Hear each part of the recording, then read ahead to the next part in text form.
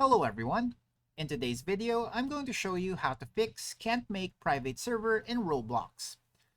First, what you need to do is to check server availability. So just ensure that the game you're trying to create a private server for actually supports private servers. Remember that not all games on Roblox have this feature enabled by their creators. Next, verify your Robux balance. Creating a private server usually requires Robux. Make sure you have enough Robux in your account to cover the cost. Next, try updating your browser or app. So sometimes issues can arise from using an outdated version of your browser or the Roblox app. So just make sure that everything is always up to date. You can also try clearing your browser's cache and cookies, which can help resolve various issues, including problems with creating private servers.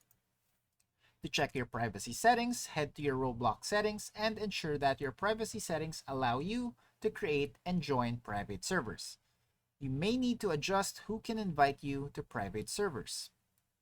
You can also try using a different platform. So if you're using a browser, try switching to the Roblox app on your phone or vice versa.